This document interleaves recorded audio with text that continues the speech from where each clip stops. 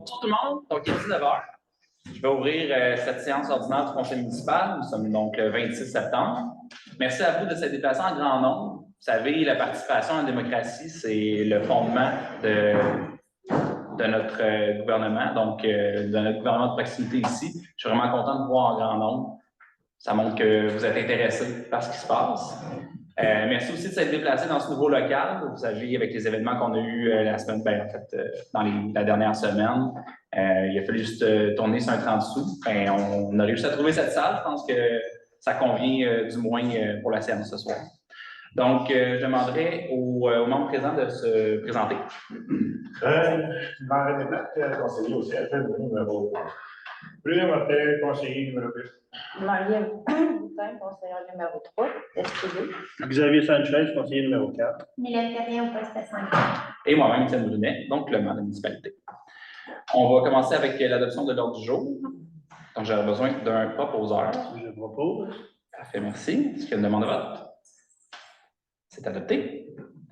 On va tomber au point 3.1, procès-verbal de la séance ordinaire du 22 août 2023. Monsieur Sanchez. Donc, je propose de dispenser Madame la directrice générale d'en faire la lecture et d'approuver le procès-verbal de la séance ordinaire du 22 août 2023 tel que présenté et rédigé. Parfait, merci. Est-ce qu'il y a une demande de vote? C'est adopté. Point 4.1, administration générale, dépôt du rapport d'équité salariale des employés du syndicat local 5370. Donc, tu veux présenter? C'est juste un dépôt? Oui. Ah oui, je le présente, je le propose. Parfait. Donc, c'est un rapport c'est un processus d'équité qu'on a fait avec nos employés administratifs. Donc, on en est venu à la conclusion de l'exercice. Point 4.2, demande de bonification des conditions de travail des employés du syndicat local 5370. Oui, bien, c'est comme M. le maire expliquait, donc on a procédé à l'évaluation de chacun des postes selon la demande qui avait été faite par le syndicat des employés. On a terminé ça vers la mi-juillet, donc on en est venu à une conclusion qu'on va leur offrir une bonification rétroactive au 1er janvier 2023 de 1 plus le 2 annuel qu'ils ont et probablement 50-50 pour une convention collective. Pas une convention collective, une assurance collective. Donc, je propose Marie-Ève Boutin. Parfait, merci. Est-ce qu'on a une demande de vote? C'est adopté. Point 4.3, prolongation de l'offre de service Vélucie CPA. Puisque nous n'avons toujours pas comblé le poste à l'interne de trésorière, nous avons besoin d'un accompagnement afin de répondre à nos obligations fiscales. On propose ce soir de prolonger le service avec l'entreprise Vélucie CPA, avec qui nous faisons déjà affaire. On propose donc une banque d'heures de 250 heures, ce qui nous permettrait de finir l'année et boucler le budget, puis de répondre à nos obligations. C'est un montant de 33 750 plus taxes. Est-ce qu'on a une demande de vote? Ah, j'ai besoin d'un proposeur. Je propose. Est-ce qu'on a une demande de vote? C'est adopté. Point 4.4, embauche au poste de coordonnateur à l'aménagement et l'inspection. Je propose Marie-Ève Boutin d'engager M. Alexandre Poirier de mémoire. C'est ça, Alexandre? M. Poirier au poste de coordonnateur de l'aménagement et de l'inspection du territoire. Merci. Est-ce qu'on a une demande de vote? C'est adopté. Point 4.5, lettre d'entente avec le syndicat SCFP, section locale 5370. Donc, on a de la difficulté à combler le poste de trésorerie, comme vous l'avez compris ultérieurement. Et on présume que c'est par rapport à la formulation du poste, les tâches qui sont attribuées, qui sont un peu inorthodoxes au jour aujourd'hui. Donc, ce qu'on propose ce soir, c'est de retravailler la description de tâches afin de créer un poste qui va répondre aux attentes et aux besoins de la municipalité en même temps, puis qui va nous permettre d'être un petit peu plus attractif. J'aurais besoin d'un proposeur. Je propose Marie-Ève Boutin. Merci. Est-ce qu'on a une demande de vote? C'est adopté. 4.6, inscription au cours C5 de l'ADMQ pour la directrice générale. Donc, je propose Marie-Ève Boutin d'inscrire Mme Isabelle Arquette au dernier cours au C5 de l'ADMQ. C'est à peu près ça. Est-ce qu'on a une demande de vote? C'est adopté. Dépôt du rapport d'inspection des bâtiments municipaux par le Fonds d'assurance des municipalités du Québec. Donc, c'est en lien ici avec tous nos bâtiments, mais plus particulièrement celui qui nous intéresse dans tout ça, c'est le centre communautaire, notre ancienne église. Dans ce rapport-là, il est état des graves lacunes que notre bâtiment a au niveau de sa sécurité, tant au niveau électrique que structurel. C'est pas une surprise, je pense, pour personne. Par contre, la mauvaise nouvelle, comme vous l'avez vu cette semaine, c'est que le Fonds d'assurance des municipalités du Québec se réserve le droit de refuser de nous couvrir en cas d'incident. C'est-à-dire qu'elle n'est plus assurée, ce bâtiment. Comme conseil municipal, on a décidé qu'on ne prendrait pas de risque avec les biens des citoyens et avec les citoyens eux-mêmes, parce qu'en cas d'incident, ça serait nous tous qui paieraient. Donc, on a pris cette décision cette semaine de le fermer en attendant de voir qu'est-ce qu'on va réaliser comme projet subséquemment avec le centre communautaire. Point 4.8, nomination du représentant désigné des personnes aînées. Donc, suite à l'émission de M. Martel comme représentant désigné des personnes aînées, on a fait un tour de table.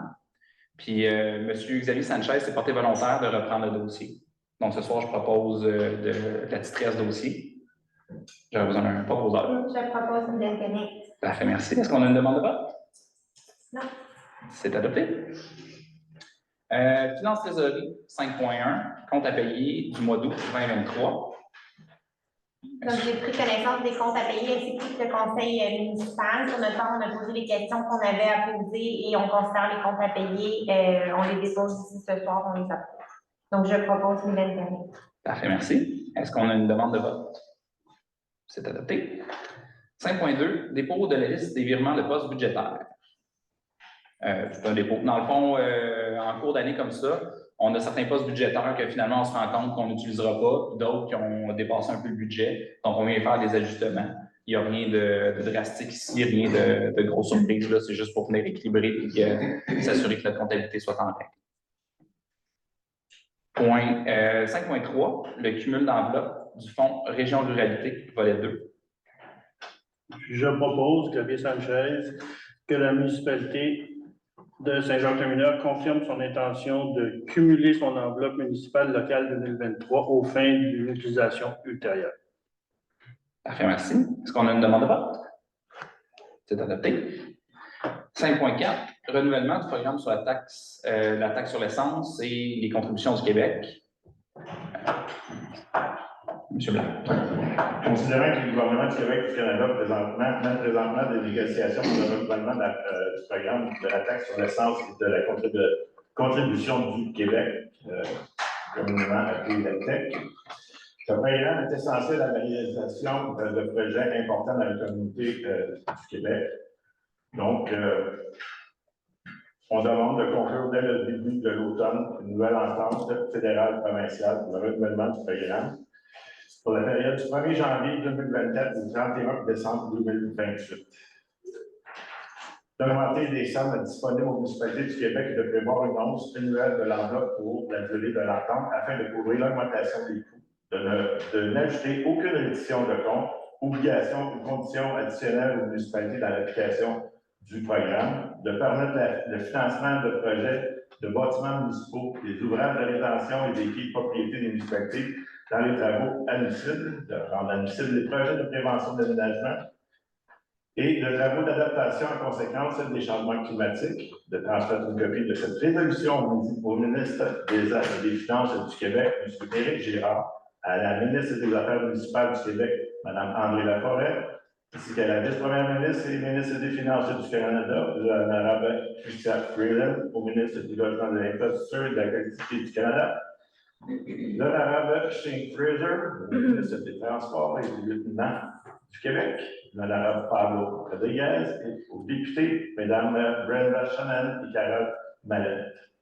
Donc, je ne crois pas qu'on ait oublié personne. Je propose d'adopter cette demande de résolution. Il va en détail de demande. Parfait, merci. Est-ce qu'on a une demande de vote? C'est adopté. Demande d'aide financière pour le programme de soutien aux politiques familiales municipales. Donc, essentiellement, ce qu'on demande ici, c'est de permettre à Mme Mylène Terrien de signer le projet de demande de subvention. C'est un programme qui pourrait nous fournir jusqu'à 21 000 $. Puis c'est en lien avec la politique familiale qu'on a commencé à mettre en place, mettre en œuvre, pardon, l'année passée, puis qu'on devrait terminer l'année prochaine. Donc, ça nous aiderait à réaliser les actions sur la dite politique. J'aurais besoin d'un proposeur. Je propose. Parfait, merci. Est-ce qu'on a une demande de vote?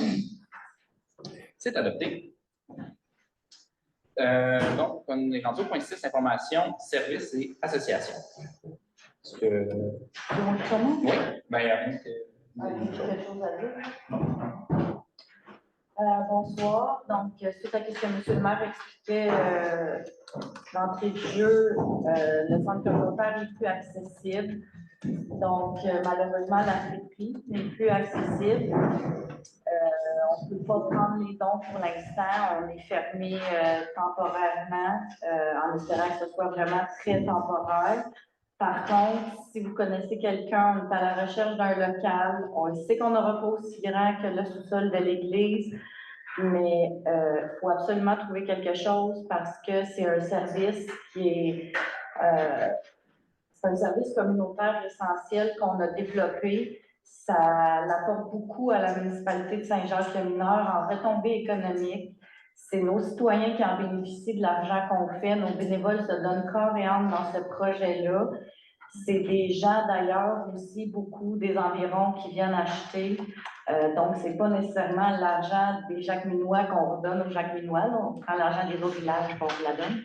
Fait que si vous connaissez quelqu'un, si vous avez une idée, un flash, un bâtiment chauffé, peut-être un peu plus grand que 1000 pieds carrés, là. Ça peut être une maison, ça peut être n'importe quoi, on est ouvert à tout, on va s'adapter. Puis entre-temps, ben, on croise nos doigts. Donc, merci. Oui, ça résume l'essentiel. Est-ce qu'il y avait d'autres points à ajouter ici? Parfait. Donc, on passerait à la première période de questions. Je vous rappellerai qu'on a 30 minutes par période de questions. Je vous demanderai, puisqu'il y a beaucoup de gens en salle, j'imagine qu'il y a beaucoup de questions, d'être le plus concis possible, qu'on puisse avoir le temps d'écouter tout le monde et de répondre à toutes les questions possibles. Une question pour vous, M. le maire. Certainement. Pour l'embauche de nouveaux personnel dans Saint-Jacques-le-Mineur, j'aimerais que vous m'expliquiez pourquoi que vous ne mettez pas un nom sur le poste que vous engagez, mais un numéro. C'est dans quel but puis pourquoi que les gens de Saint-Jacques-le-Mineur ne sont pas capables de savoir qui on va engager? Pour vous répondre à cette question-là, s'il vous plaît. Oui. La raison qu'on a fait ça, c'est parce qu'à l'intérieur du conseil, on a eu des commentaires, des jugements sur les noms des employés, des candidats. Et dans le but de protéger leur vie privée, comme vous le savez si bien, on a décidé de mettre des numéros de matricule pour s'assurer que cette situation ne se reproduise plus. Okay. Donc, c'est un désaveu envers le conseil. C'est pour ça que vous mettez un numéro, c'est ça? Il faut le prendre ainsi. OK. Au moins, les gens de Saint-Jacques-le-Mineur vont être au courant que le conseil, le maire fait un désaveu de son conseil, puis qu'il cache aux gens les gens qui vont être engagés. Merci. Parfait, merci. Moi, je vais répondre à la question. J'étudie en ressources humaines. Et en fait, on met des matricules pour recevoir des CV pour être sûr de ne pas faire de discrimination sur les personnes, les personnes qui fournissent des CV ou de faire, mettons, je ne sais pas, de la discrimination envers le nom qu'on va avoir sur CV. Peu importe, on fait ça, on demande ça en ressources humaines pour pas créer de cette situation-là. M. Valin, si je peux répondre à votre question, j'ai engagé pendant 12 ans. Pendant 12 ans, mon employeur me demandait c'est qui qu'on engageait et non un numéro. C'est pas votre formation? Pardon? C'est pas votre formation? J'en ai pas mal plus que tu penses. Fait que ce que je veux faire comprendre, c'est que là, c'est un désaveu qui est rendu public à la municipalité envers le caucus. À partir de là, vous tirez vos propres conclusions. Parfait, merci. Monsieur, c'est qu'est-ce que vous La charte qui est publique, là, si je peux me permettre, la charte qui interdit la discrimination à l'embauche, c'est public sur la Commission des droits de la personne et des droits de la jeunesse du Québec. Là. Mais dans le cas de, vous avez parlé de quelqu'un d'autre qui est engagé, pourquoi M. Poirier, on sait son nom, mais pas le gars? Mais c'était pas public l'information de M. Poirier, ça dit. C'est au public, il y a une Mais c'était pas écrit C'était pas dans au le- sein du procès verbal. Ouais, voilà. Ça a été Non, mais ça- connu au moment Lui, de tu la peux le nommer, mais dans la poche du nouveau pompier, il faut que tu nommes le numéro. On peut toujours le nommer. La réalité, c'est qu'on le fait par prévention pour essayer d'éviter le plus possible ces situations-là. Ça veut dire que lorsque la population de Saint-Georges s'adressera au nouveau pompier ou au nouveau show, il nommera Madame ou Monsieur 02-005 0. Je pense qu'on a compris votre point, M. Martel. On peut continuer à une autre question. J'ai demandé à tous d'être juste que la ville soit consciente de ce qui se passe. Parfait, merci. Madame Béman? Oui, j'ai 3 questions. Je vais passer au point 4.2 concernant la vérification des conditions de travail. Je pense que tout le monde sait que je suis syndicaliste dans l'ombre, que je suis pour la vérification des conditions de travail parce que ça assure la rétention du personnel, des gens heureux au travail. Je voulais juste savoir, par exemple, la rétro qui date de 1er janvier 2023 de 1%. C'est jusqu'à la fin de la convention collective. Dans le fond, les augmentations salariales pour la rétro, c'est jusqu'à la fin de la convention collective parce qu'il y avait la lettre d'entente pour faire les travaux pour l'équité. Est-ce que ça modifie les échelles salariales en date d'aujourd'hui dans cette convention collective-là? Si je ne me trompe pas, peut-être me corriger si je me trompe, là. Donc, le processus d'évaluation d'emploi, ça modifie les échelles salariales, mais la bonification qu'on a fait ici, non. OK. Ou Tout à fait. Oui. bon, ben, je vais peut-être vous laisser répondre plus spécifiquement. En fait, c'est que les échelles salariales qui étaient présentes dans la convention collective établissaient aussi les échelons pour 2023 et 2024. Comme c'est rétroactif au 1er janvier 2023, ça modifie l'échelon 2023. Ça va modifier également l'échelon 2024. Qui va de toute façon être aussi revu en conséquence du processus d'équité qui est produit. Parfait, merci beaucoup. Ça répond à ma question. L'autre question que j'avais, c'est au niveau du fonds de région intégralité volet 2. Vous avez repoussé, vous cumulez les montants pour l'année suivante. Et si vous avez dit pour une utilisation ultérieure, est-ce que vous savez déjà laquelle utilisation vous allez faire des montants? Parce que j'imagine qu'il y a un cumul pour aller sur un projet X, Y, Z. Si c'est le cas, est-ce que c'est possible de savoir si on ne sait pas? À mon souvenir, c'était pour un projet qui était à la politique familiale, mais je vous avoue, mais en réalité, on n'a pas de projet cette année à présenter en lien avec ça. D'accord. Donc, ultérieurement, vous allez déterminer quel projet, que ce soit à l'intérieur de la politique ou ailleurs, vous allez utiliser les sommes. Exactement. Parfait. Ma dernière question, c'est au point 5.5 sur la politique familiale. C'est encore dans le même but, là, le 21 000 $. Est-ce qu'on sait exactement sur quel volet, parce que la politique est établie sur plusieurs volets, est-ce qu'on sait sur quel volet où on va répartir les sommes un petit peu partout là, au sein des projets qu'on avait dans la politique? C'est ça, pour l'instant, le montant qu'on a demandé, qu'on ne sait pas si on va recevoir, c'est une demande de subvention, donc c'est 21 560 pour être exact. La demande de subvention a été signée à la vendredi dernier, donc on va avoir des nouvelles prochainement. Par la suite, on va déterminer si vous avez vous des demandes. Au sein, on a un comité de famille qui sont des membres bénévoles qui sont à l'intérieur. Donc, si vous avez des demandes particulières, on peut les adresser, il n'y a pas de problème. Mais évidemment, on part du plan d'action qui a été fait ça fait plus de 3 ans là, à ce niveau-là. Le plan qu'on avait avance en année. Parfait. Donc, je comprends qu'on ne sait pas exactement quel projet dans le plan, mais qu'on va déterminer si on obtient la subvention, quel projet on va mettre. Dès qu'on va avoir l'information, on va vous la transmettre au prochain conseil. Parfait, merci beaucoup. Merci, Mme Madame Levac. Bonjour tout le monde. Vous commencez à me connaître ici. La belle ligne qu'il y a là, c'est notre belle gang de la friperie. On a peut-être 22 joueurs. Évidemment, vous le saviez, la situation fait qu'on a des questions. On a préparé des choses, donc je me lance. Vu la fermeture, évidemment, de l'église, est-ce que la friperie a toujours sa place à Saint-Jean-de-Nord à court et à long terme? Oui. Je pense que même Mme Boutin pourrait vous le confirmer. Pour moi, c'est un gros oui, ça c'est sûr et certain. Puis, en fait, j'irais même plus loin. Je pense que notre communauté a besoin d'une entreprise d'économie sociale. Présentement, c'est une friperie. Un jour, ça sera peut-être autre chose, mais c'est une belle image pour notre communauté. C'est un beau service que vous rendez à la communauté. Puis, c'est sûr qu'on ne fait pas ça de gaieté de cœur. C'était pas l'intention du tout, mais en même temps, il faut mettre les gens en sécurité. C'est notre rôle. Le service de la beauté, c'est comment on s'organise de ça. Oui, exactement. C'est un oui, je peux comprendre un oui dans le court et dans le long terme. Deuxième question, l'explosion du coût de la vie. Est-ce qu'on peut dire que la friperie est ou sera considérée un service communautaire essentiel à Saint-Jean-de-Nord? C'est un service qui engendre des retombées économiques non négligeables pour nos citoyens. Qu'est-ce que ça apporte de plus, si je peux me permettre? La reconnaissance ou j'essaie de comprendre un peu votre question ou ça mène où? Ça va, c'est essentiel. Ben, c'est essentiel pour la communauté, ça c'est sûr. Mais est-ce que tu voudrais dire, est-ce que la municipalité pourrait investir une somme supplémentaire considérant que ça a été perçu pour le coup à la création du budget pour s'assurer? Ça s'en est plus loin.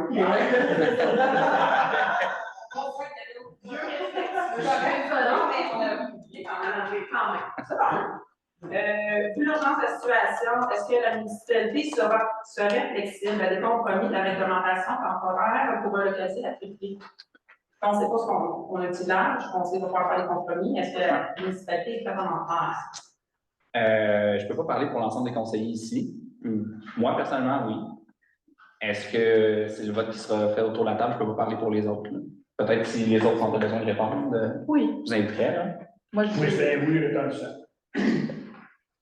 Moi aussi, oui. Je pense qu'on peut dire oui. Merci beaucoup. En prévision du déménagement de la friperie, c'est quoi le plan de la direction de la ville de Saint-Jean-Prévenant pour aider les bénévoles? Parce qu'on va devoir déménager. Est-ce qu'on va avoir un soutien aux bénévoles? Ah, la municipalité? Oui. Bien, assurément. Assurément, parce que le bâtiment, présentement, il n'est pas accessible donc, à la population générale. Donc, évidemment, ça va être nos employés de travaux publics qui vont vous donner un coup de main là-dessus. Peut-être prévoir au niveau du budget un déménagement là, à ce niveau-là pour le prochain. Il y a plusieurs facteurs. Oui, ça coûte des sous d'aménager, il faut des bras aussi. Oui. Sur plusieurs points, c'est sûr que on se débrouille, mais on est super on est autonome. On a des bonnes idées, mais ça reste quand même qu'on est capable d'avoir des ressources. Absolument. On a aussi une bonne liste de bénévoles dans la municipalité. On peut mettre ça à votre disposition et essayer de faire un appel aux bénévoles pour amener le plus de gens possible pour Je vous dirais aider. juste avec les gens qui nous suivent, qui nous soutiennent présentement depuis le début. Ça là-dessus, oui, on va aller chercher, mais si on est temps, on ne connaît pas l'avenir, c'est quand même une grosse tâche. Absolument. Oh oui. Voilà, oui, c'est ça, ça prend beaucoup de temps. Mm. Oui, et voilà, donc. Mais c'est du beau, ça. Oui. Sûr. Quel espace la municipalité de Saint-Jean prévoit nous octroyer dans les nouveaux locaux, dans les nouveaux projets? Ce qui a été mis dans l'appel de projet là, pour la firme Artesa pour le dessin du nouveau centre communautaire, c'était 340 mètres carrés. À la base, oui. Ouais. En pieds carrés, ça représente quoi? Bonne question. 500 pieds en fait. Ben non, Ben non, c'est sûr. non, 340 mètres carrés. Fois 10, ça va bon. 3500. Mais là, c'est. T'as-tu pas le prendre? C'est ça, l'information. Ben, c'est soit ça, ou soit que on va. Au-dessus de 3000. C'est ça. Voilà. Un peu moins que maintenant, ça c'est sûr. Mais en même temps, dans un local qui va être pas mal plus fonctionnel aussi, on ne se le cachera pas. On connaît quelqu'un qui peut nous rentabiliser l'espace. Bon, parfait. C'est soit ça, ou soit peut-être dans l'hôtel de ville qui s'en ira dans le centre communautaire, où on prendra l'espace bibliothèque, hôtel de ville. Tu sais, ça serait bien avec pignon sur rue aussi, là. C'était un bel avantage, on était avant, mais dans le fond, on s'attend à quand même une relocalisation, c'est dépendamment où on finit, ça fait plusieurs années. Parce que c'est mieux quasiment un pignon sur rue qu'être au deuxième étage d'un centre communautaire puis monter. Oui, parce que c'est bénévole, il est Et puis, par contre, je tiens juste à dire, je ne veux pas qu'on se fasse de fausses idées non plus. Là. Ça va être quelques années. Ça, c'est sûr et certain. Même dans le meilleur des mondes, si on était les plus efficaces au monde et qu'on n'avait aucune embûche, le centre communautaire, ça ne sera pas avant 2025. OK. Je ne veux pas déménager pour 6 mois. Je comprends. Pourquoi ça n'a pas été décidé là, plusieurs années où Saint-Georges avait l'église. Je ne peux pas répondre pour mes prédécesseurs. Je peux vous dire que depuis, en fait, même à l'époque que Mme Paiement était présente, c'est un sujet qui est devenu, qui est allé sur le haut de la pile, comme on va dire. Puis, jusqu'à tout récemment, on a fait toutes les études qu'on pouvait faire pour essayer de le conserver, pour essayer de conserver le patrimoine qui était lié à ça. Malheureusement, les coûts sont prohibitifs. Et donc, en juillet, on était en appel d'offres pour faire des plans, des plans de vie technique pour un nouveau bâtiment sur ce lieu-là. Donc, à ce point-ci, comme je dis, je ne peux pas répondre pour mes prédécesseurs, mais nous, on fait tout ce qu'on peut pour régler la situation. Présentement, il y a la friperie, oui, mais il y a tous nos usages. Il y a la salle du conseil municipal qu'on doit adopter un règlement pour tenir. Puis c'est difficile de le faire quand on est itinérant. Ouais. Mais on essaie de régler la situation le plus rapidement possible. La réalité est C'est très dommage que là, avec les années, voir que l'Église, c'est sûr qu'elle s'en met à peau, qu'elle s'en met à peau. Il est arrivé que tout le monde, vous autres, vous avez plus de vacances, on n'a plus de friperie, les gens n'ont plus d'endroit pour s'amuser, d'arriver en bout de ligne rendu à la corde. Je trouve qu'on a peut-être été un petit peu tard là-dessus. Là-dessus, je suis obligé d'être d'accord. Mais en même temps, il y a des circonstances, il y a des contextes.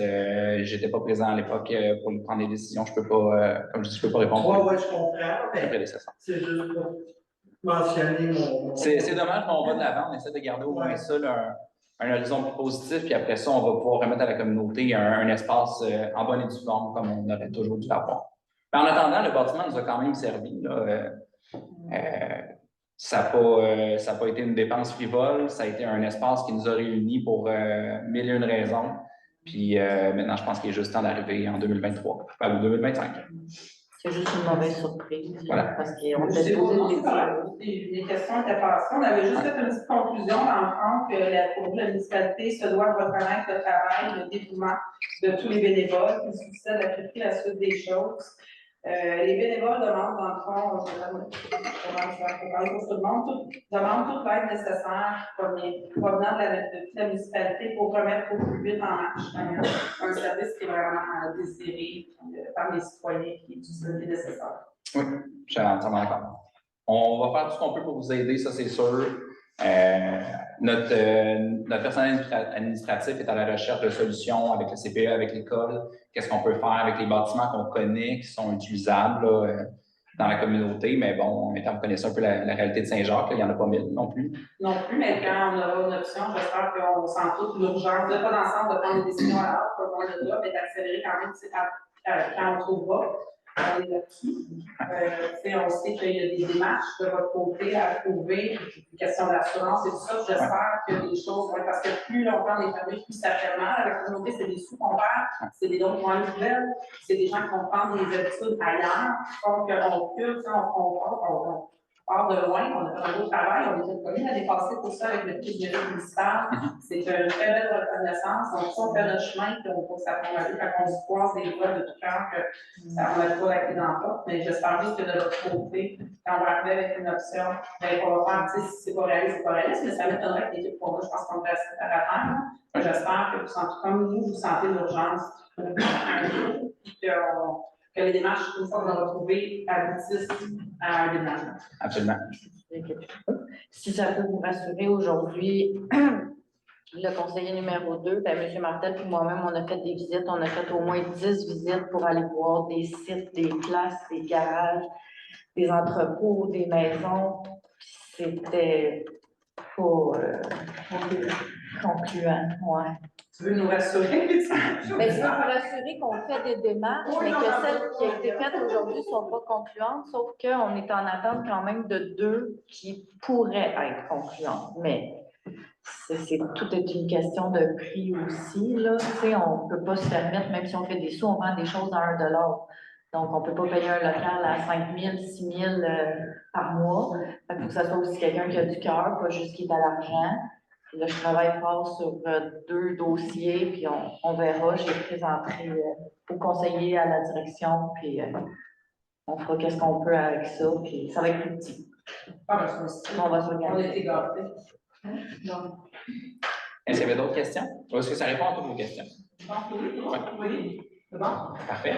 Je ne parlerai pas de première période de questions. Si vous avez vu, j'en parle en deuxième période de questions, vous me le direz. C'est suite à l'article que a mis le journal sur le projet éolien que la MRC semble avoir approuvé. J'aimerais ça que vous nous fassiez un topo sur la situation du Conseil face à ce dossier-là. Oui. Je ne sais pas si vous avez fait la résolution, je ne pense pas, je vous l'ai demandé. Si l'agence n'a pas fait la résolution, pourquoi? Qu'est-ce que ça implique? Nous faire un bref topo pour que les citoyens soient au courant. Si jamais Congur a le dossier, qu'est-ce que ça nous rapporterait, combien ça nous coûterait, puis vous situez où? Absolument. Ben, en fait, moi aussi, je l'ai lu l'article dans le coup d'œil. Ce que j'aimerais faire, c'est ramener un peu les points sur les i ici. La première des choses, c'est que la démarche qu'on a faite au sein de la MRC, c'est simplement de lever la main et de dire qu'on était intéressé de voir, de créer un partenariat avec le privé pour le développement d'un projet éolien. Les éoliennes ne seraient pas ici sur le territoire à Saint-Jacques-le-Mineur. Donc, ce n'est pas les citoyens ici qui paieraient pour, c'est vraiment le projet éolien, dans le fond, qui serait financé en grande partie par Hydro-Québec, puis par le privé. Donc, c'est la nouvelle méthode de fonctionnement pour les projets éoliens au Québec. C'est une façon de subventionner les communautés. Et ce projet-là, essentiellement, il se tiendrait sur les 3 territoires de Saint-Michel, Sherrington et Saint-Édouard. Donc, c'est une prolongation du projet qui est actuellement déjà en opération. Nous ici, comme conseil, ce que j'ai fait, c'est que j'ai présenté ce projet-là à mes conseillers.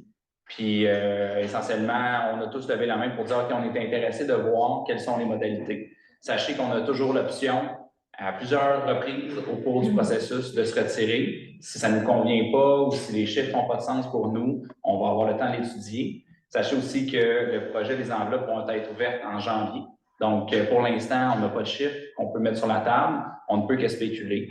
Ce que je peux vous dire, c'est que ça ferait des bonnes retombées économiques pour notre communauté sans avoir à avoir des éoliennes sur notre territoire. Ça ne nous retire pas de compétences au niveau de l'emplacement, le positionnement d'éoliennes. C'est-à-dire qu'on n'en aura pas chez nous, on aura encore le droit de dire si on en veut ou pas chez nous. Puis, c'est ça. Donc, ça résume à peu près le projet. Présentement, on est à l'étape préliminaire. Donc, on a simplement levé la main. Puis, le projet sera peut-être accepté en janvier, peut-être pas. On verra.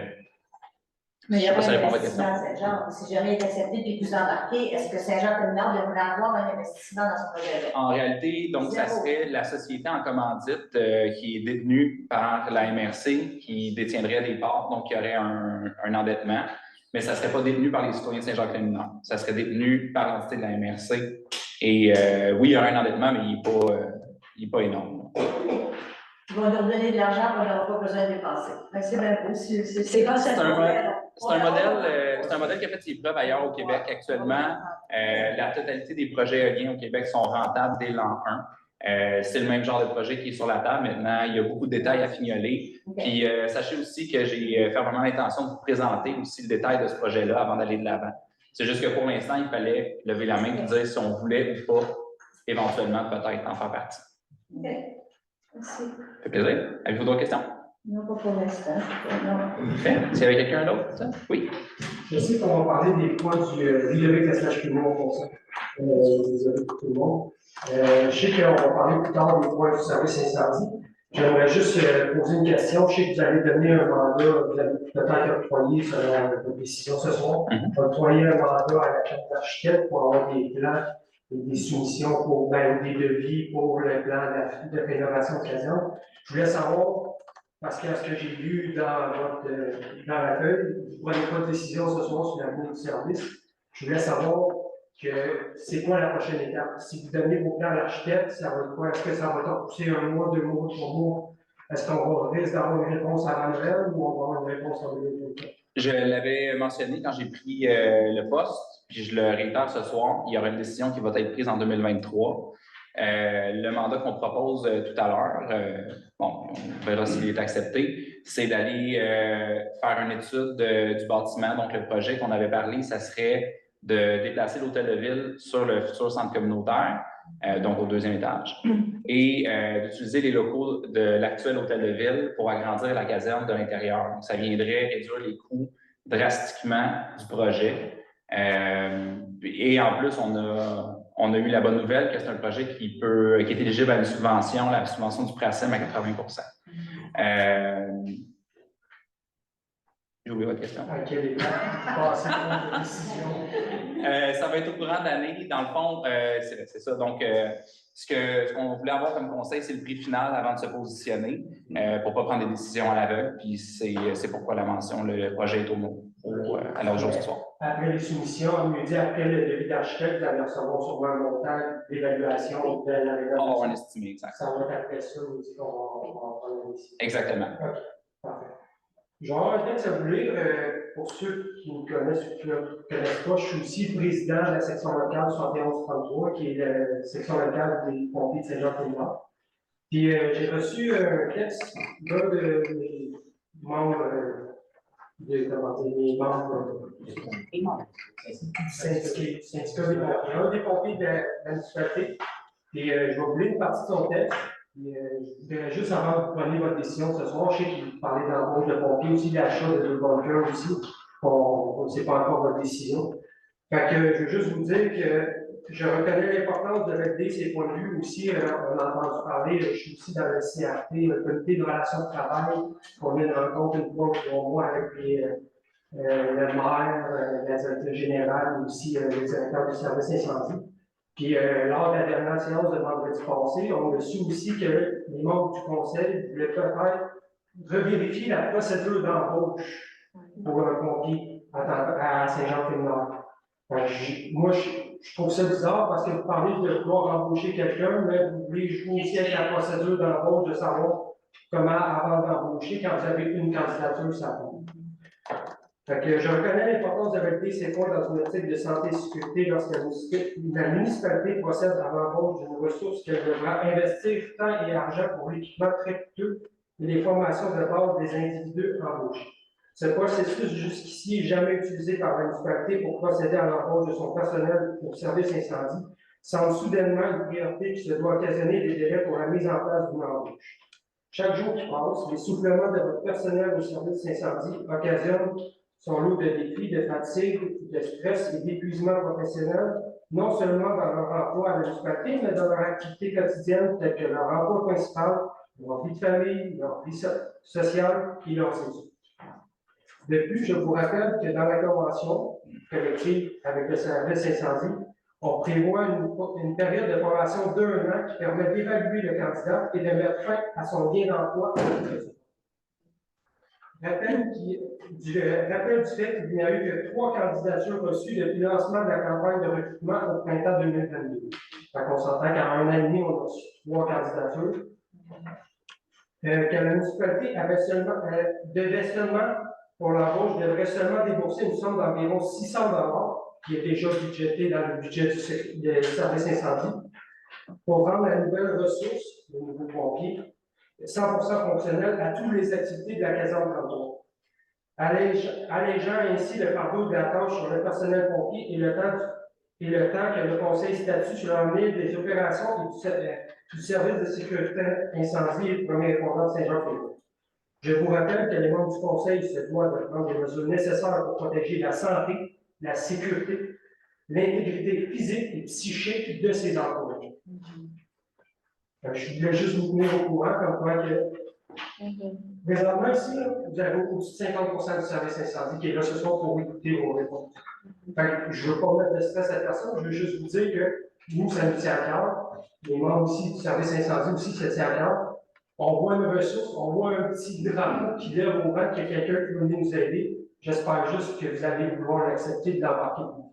C'est juste ça que j'ai à dire. Parfait, merci. Merci. On l'a vu aujourd'hui dans le rapport que Isabelle nous a envoyé. Qu'est-ce qu'il dit? Oui. Est-ce qu'il y avait d'autres questions? Oui, monsieur? J'ai une nouvelle pour la MRC qui vont faire pour les ruisseaux et. Tu sais que c'est mieux que mes pieds, tu sais. Ben, en réalité, donc, on a envoyé une résolution au dernier conseil, au mois d'août, demandant à la MRC de procéder à un inventaire et une planification de nettoyage des cours d'eau. Essentiellement, ben, ça a été reçu favorablement par la table des maires. C'est plutôt au niveau des ressources à l'interne où on nous a expliqué que ça serait extrêmement dispendieux comme travail à faire. C'est sûr. Puis, dans le fond, présentement, ben, c'est sûr qu'on est en réflexion sur ce projet-là, mais je ne tiendrai pas mon souffle, pour être honnête avec vous. Par contre, peut-être une bonne nouvelle à ce niveau-là, actuellement, le délai de réponse, là, quand on a un nettoyage de cours d'eau à faire, à cause de certains délais occasionnés par le ministère de l'Environnement, on parle de presque 2 ans avant d'avoir une intervention. C'est extrêmement long quand généralement on fait un appel parce qu'il y a déjà un problème. Donc, notre ressource en interne à la MRC est en train de travailler pour amenuire ce délai-là sous la barre des 1 an. petite nouvelle. Moi, je suis pas un expert là-dedans, parce que moi, je suis arrivé en 2015. Oui. Depuis 2015, j'ai remarqué, beaucoup remarqué, là, qu'il y a beaucoup de qui sont dans le champ, ils font beaucoup de délégations. Si ton issue est bloqué, t'en as demandé. Entièrement d'accord. C'est pour ça qu'on a passé une résolution pour donner conseil. Je suis sûr, à faire des sites, on me reste, j'ai marché de partir de chez Olivier, qui s'appelle là-dedans. Juste qu'il y a autre chose de noyer. C'est une vraie joke parce que franchement, là, il faut se les larmes. Sur le chemin du pouce, on parlait, oui, effectivement. Ça s'en va dans un ponceau parce que c'est de 24 pouces. Ça traverse, ça s'en va dans un petit système de fossant. Le fossant concentre en dessous de la ligne des noyers. Ça va dans le sur les noyers, il y a qui doit aussi plus loin. Effectivement. C'est sûr que je ne lâcherai pas la pression à ce niveau-là auprès de la MRC. Je préfère gérer les attentes quand même et vous dire que ça ne changera pas demain matin. Là. Comment? Oui, encore. Oui, c'est ça. Je ne le souhaite pas, honnêtement. Je ne sais pas que l'expérience était déplaisante, mais pour les citoyens, ça va être assez stressant de participer. Tous ceux qui ont eu une inondation dans leur sous-sol, mais ici aussi, là, au camping, où on avait presque un 2 pieds d'eau à grandeur du terrain. Effectivement. Donc, non, c'est sûr que c'est une situation qu'on tient près. Nous, comme municipalité, on a pris la décision qu'on allait faire ce genre de procédure-là, donc une planification, nettoyage de nos cours d'eau. C'est sûr qu'après ça, il faut que les autres cours d'eau soient entretenus pour que ça se déverse à quelque part et que ça soit collecté. Mais après ça, on étudiait aussi la possibilité de peut-être former nos employés à l'interne à mieux repérer les problèmes à venir pour pouvoir intervenir beaucoup plus rapidement. Éventuellement, quoi que se fasse de quoi, ça n'a pas de sens. Ça n'a pas en américain, c'est sûr. C'est sûr. Au sujet, comme tu dis, vous faites beaucoup plus de délégations qu'en avait. Ouais. Déjà, nous autres, moi, je travaille au camping, moi, là-bas, c'est ça, qui ont fait délégation du système, là. Ouais. Là, t'as recoulé, c'est d'autres plus que là, c'est quand même un moment donné. C'est vraiment ça sort quelque part. C'est ça, il faut que ça aille quelque part, effectivement. Ouais. Moi, en 2009, j'étais là, en 2009, j'ai fait ça, j'étais à Port-Feuille. Puis, on a fait un temps à la MRC. Moi, je suis allé à la chef de la MRC, je faisais directement avant. J'avais une plainte, ils sont venus dans 3 mois, 4 mois après. Les deux sont venus de la fin, ils sont premiers avec ça. Ça restait là. 2 mois après, 2 filles qui ont venu, ça n'a pas démarré. Bien, c'est sûr que si vous constatez, là, ça c'est peut-être un message d'intérêt public, si vous constatez de la fragmite ou quelconque sédiment, débris, vous voyez que les cours d'eau sont obstrués, n'hésitez pas à appeler à la MRC, ils vont venir intervenir dans les cours d'eau. Ça va créer, des fois, ça peut être une petite section qui va découler puis qui va créer des problématiques beaucoup plus loin sur le territoire. Donc, c'est très important de mentionner. Monsieur Désiel, qui est notre responsable des cours d'eau à la MRC, je m'excuse, je n'ai pas son numéro de téléphone avec moi, mais c'est disponible sur le site web de la MRC. En souhaitant, ça se place. En souhaitant, on va au moins faire les notes. On va faire les notes, on va faire la procédure politique de l'autre côté. Est-ce qu'il y avait d'autres questions? Parfait. Donc, ça fait 30 minutes, on va peut-être même un petit peu plus. Là. On va mettre fin à la première période de questions. Il y en a une seconde avant. Donc, on est rendu au point 9, sécurité publique. 9.1, entente relative à l'établissement des modalités de réponse automatique multicaserne avec Napier Tête. Considérant que les schémas de couverture de risque en sécurité incendie prévoient que la municipalité de son territoire s'oblige à adopter une entente relative à l'établissement des modalités de réponse multicaserne applicables pour atteindre les forces de frappe prévues au dit schéma. Les deux municipalités, soit Saint-Jacques et Napierville, désirent conclure une entente relative à l'établissement d'un plan de réponse multicaserne pour la protection contre les incendies, que pour intervenir efficacement, les services de sécurité incendie peuvent faire appel à d'autres organisations afin de compléter leur force de frappe ou combler les besoins d'approvisionnement en eau requises en conformité avec les différents niveaux de risque et en respectant les actions prévues au plan de mise en œuvre de leurs schémas respectifs. Considérant que la volonté de chacune des deux parties d'harmoniser dans le cadre du sujet traité à la présente entente un taux horaire applicable aux membres de leur service de sécurité incendie, je, Yvan Lévesque, propose d'adopter cette résolution et d'autoriser le maire, M. Étienne Brunet, ainsi que la directrice générale Isabelle Arpot, de procéder à la signature de l'entente relative à l'établissement des modalités de réponse de multicaserne lors de l'appel initial. Parfait, merci. Est-ce qu'on avait une demande à vote? C'est adopté. Point 9.2, embauche au poste de pompier et premier répondant. Donc, c'est. Ah, c'est vous qui présentez? Oui. OK, c'est bon, j'avais pas. Allez-y. Considérant que le service de sécurité incendie et municipalité est actuellement en période de recrutement d'embauche de nouveaux pompiers, conformément à une résolution datant de 2022, mars 2022, qu'il était prévu au budget de l'exercice courant de procéder à l'embauche de 2 pompiers pour le service, incluant leur offrir de la formation complète, que le directeur du service incendie a reçu la candidature d'un pompier déjà formé niveau 1. Le directeur du service de sécurité incendie recommande l'embauche de ce candidat à titre de pompier et premier répondant, conditionnel à la complétation de la formation requise. Donc, d'autoriser l'embauche du candidat numéro 03-C001 à titre de pompier pour le service de sécurité incendie de Saint-Roch-et-Vénère, de l'introduire à l'échelon salarial prévu par la convention collective de la section pour le statut de pompier 1, et d'autoriser le directeur du service de sécurité incendie à procéder à son inscription à la formation de premier répondant de niveau 3 offerte par AXRRF, dont la dépense a été prévue au budget de l'exercice courant. Parfait, merci. Est-ce qu'on a une demande de vote? Oui. Parfait. On va commencer avec vous, M. Blanc. Considérant qu'on n'a toujours pas statué sur l'avenir du service de sécurité incendie, considérant qu'on prend en compte la sécurité des pompiers lors de l'intervention, d'où la demande de certains membres du conseil de pouvoir mettre en place une politique d'embauche qui est prévalable pour l'employeur et qui n'a aucunement un lien avec la convention collective, je voterai contre. M. Martel. Considérant que ça fait presque 1 an que j'en parle, que des pompiers, puis que ce soit les pompiers, mais que ce soit d'autres personnes, un employeur se doit de vérifier les antécédents d'une nouvelle embauche, puis à savoir si la personne est capable de faire le job, si elle a la santé pour le faire, si elle a tous les prérequis nécessaires, puis si elle se qualifie. Moi, j'ai aucune objection à engager cette personne-là.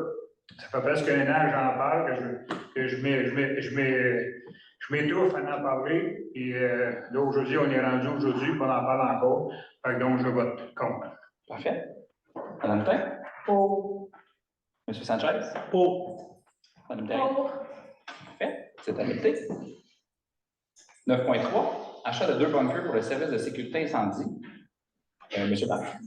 Considérant que l'équipement principal utilisé par les employés du service de sécurité incendie dans le cas d'un incendie est le bunker, cet équipement a une durée de vie utile et doit être remplacé au terme de celui-ci. L'un des bunkers du service arrive à sa fin de vie utile cette année. Plusieurs autres bunkers arriveront à leur fin utile dans les 2 prochaines années. La soumission de l'entreprise nationale communautaire de 2613 plus taxes applicables. Il s'agit d'une promotion du fournisseur. La dépense a été prévue au budget de l'exercice courant.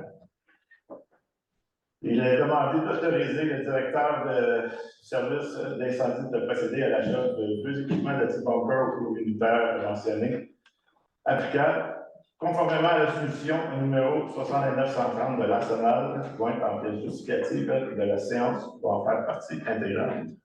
Parfait, merci. Est-ce qu'on a une demande de vote? Oui. Parfait. M. Blanc?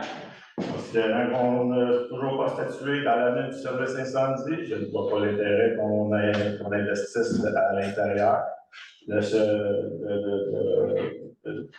du service.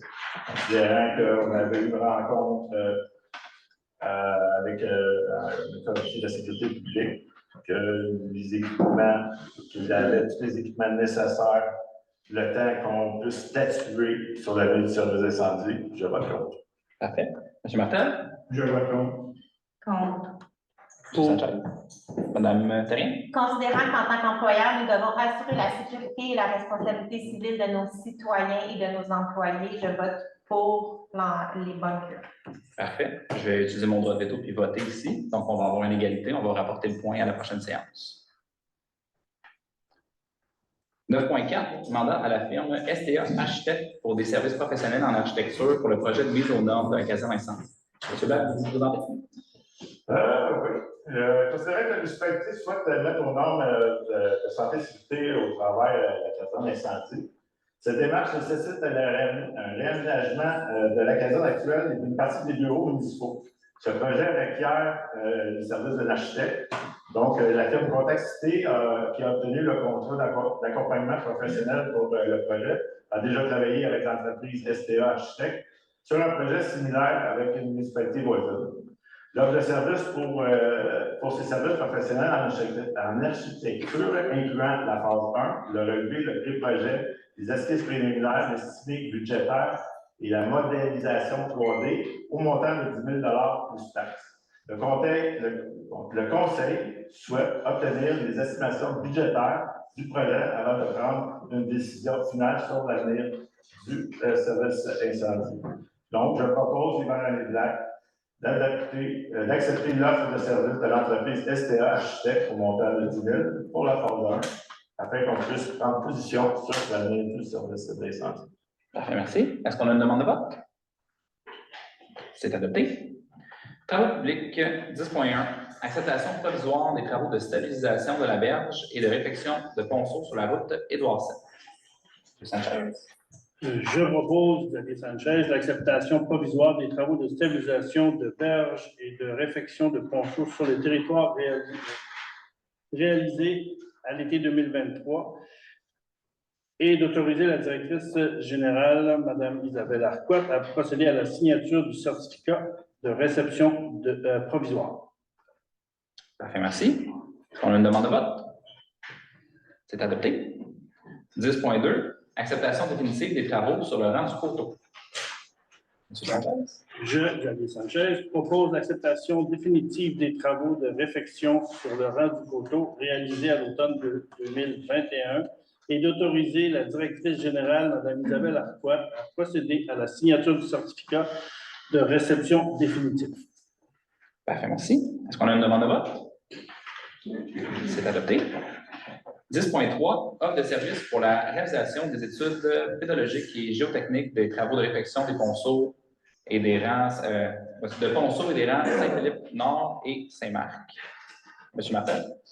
Je propose, M. Martin, d'octroyer le contrat de réalisation des études pédologiques et géotechniques pour les travaux d'infrastructure de 2024 à l'entreprise Labo Montérégie au coût respectif de 10 200 $, conformément à l'offre de service GO-23-08-24 et 9 000 $ conformément à l'offre de service de GO, la même chose, GO-23-08-25, lesquelles sont jointes au pied justificatif de la séance pour en faire partie intégrale. Parfait, merci. Est-ce qu'on a une demande de vote? C'est adopté. 10.4. Avenant au mandat d'ingénierie pour la production de pain de vie et la surveillance de chantier pour les travaux de réfection prévus pour l'année 2024. Donc, on avait comme projet la réfection du rang Saint-Marc et Saint-Philippe-Nord pour l'année 2024. Après une visite d'inspection de terrain, les ingénieurs nous ont recommandé d'ajouter la réfection de 2 ponceaux sur ces routes. Donc, ce soir, on propose d'octroyer à la firme Force un contrat de 7 524 $ pour la production du relevé d'arpentage et la conception du plan de construction pour ces 2 ponceaux. J'aurais besoin d'un proposeur. Parfait, merci. On a une demande de vote? C'est adopté. 11.1. Entente de travaux pour l'aménagement d'un exutoire fluvial sur le lot 2 711 549 pour le projet de développement abandonné. Oui, donc considérant que la municipalité a autorisé par résolution le dépôt d'une demande d'autorisation au ministère de l'Environnement et de la lutte contre le changement climatique, la faune et des parcs, à M. Daniel Abandonado, le prometteur immobilier, le projet qu'on va avoir éventuellement. Étant donné qu'il y a un certificat d'autorisation, on est dans l'obligation de notre côté de lui donner l'autorisation de poursuivre au niveau de son projet. Toutefois, ça ne change rien au niveau du moratoire sur l'eau qui ne peut pas construire pour le moment qu'on n'a pas. Donc, je propose de déposer la résolution suivante et d'autoriser le maire, M. Étienne Brunet, et la directrice générale, Mme Isabelle Arquette, à signer l'entente des travaux et autres documents afférents au dossier. Parfait, merci. Est-ce qu'on a une demande de vote? C'est adopté. Mandat à la firme Tetra Tech pour la supervision des travaux d'exutoire pluvial pour le lot de 2 711 549 pour le projet de développement à Val-de-Marne. Oui, donc dans la même ordre d'idées, considérant les projets qui s'en viennent, la supervision des travaux de l'exutoire pluvial va être faite sur le lot 2 711 549, donc le projet de développement à Val-de-Marne, pardon. Donc, le promoteur a reçu son certificat d'autorisation du MELCCF. Donc le nom que j'ai donné tout à l'heure, considérant que la firme Tetra Tech agit à titre de consultant dans le dossier depuis plusieurs années, donc ils connaissent bien les dossiers de la municipalité de Saint-Jacques-Féminin. Je propose aujourd'hui, et par mes collègues ici présents ce soir, d'accepter l'offre de service au montant de 1 000 pour la supervision des travaux de l'exutoire pluvial du projet de développement à Bonne-Donat. Parfait, merci. On a une demande de vote? C'est adopté. 12, hygiène du milieu. J'aimerais faire un petit rappel sur la communication qu'on vous a faite concernant les pluies. Pour ceux qui l'ont lu dans Jacques Guinois, malheureusement, la Commission de protection du territoire agricole a refusé l'usage d'opérations de nos puits qui ont été forés là, sur le lot devant l'hôtel de ville en arrière des étangs aérés. C'est un gros revers, on ne va pas se le cacher.